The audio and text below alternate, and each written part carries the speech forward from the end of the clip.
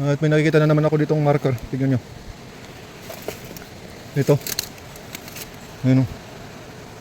Ayan. Okay. Ayan o. May dot siya. Medyo pa ganun. So, ayan, nag-i-indicate na ng deposito. At maghanap lang tayo ng tunnel dito. Malamang sigurado galing naman yan sa pangpang yung bukasan yan. Kaya yung entrance, kaya gagawin lang natin. Dito lang tayo maglakad-lakad lang tayo. At antayin nating may sabihin yung ating detector. Oh, ikaw mo. Sabi ko na nga ba eh. Kasi parang mga kwan eh, parang ang mga kwan dito doon dito.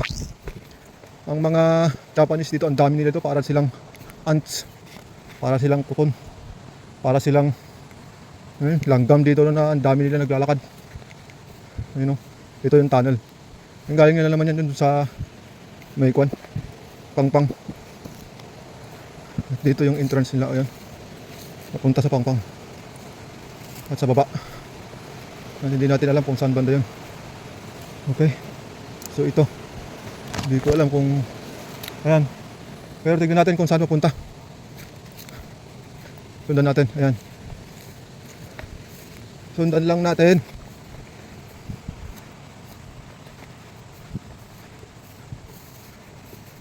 Ayan. Oh! Sundan lang natin. Ah! Saan kaya pumunta? Sige, hanggang saan kaya ang dulo niya? Wala na bang dulo? Wala na? Nagdulo na? Wala na? Wala na? Wala nang dulo? Wala na dito?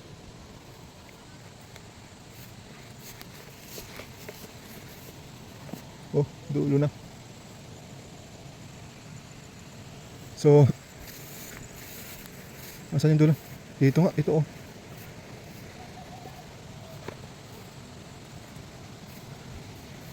Ito yung dulo niya oh.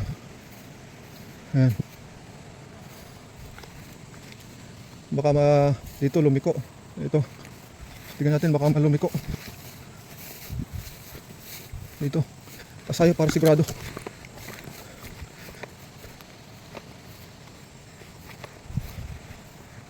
Tingnan natin.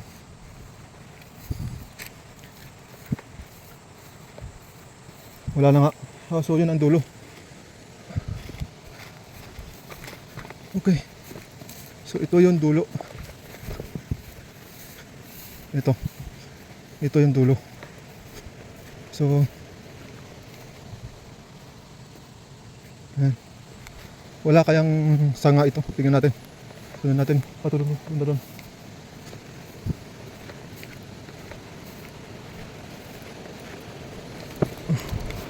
Baka kasi nagsanga. Wala. Okay, so ito naman yon. Check natin dito kung meron dito sanga.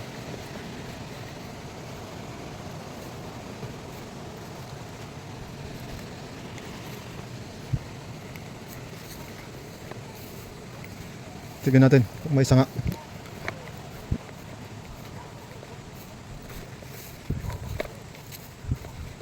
So, walang sanga.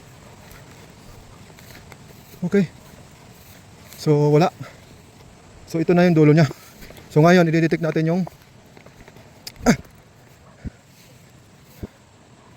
yung deposito sa dulo. Okay, so, calibrate natin gamit. Okay, nakalibrate natin. So, i-check natin yung deposito dito. Oh, ito.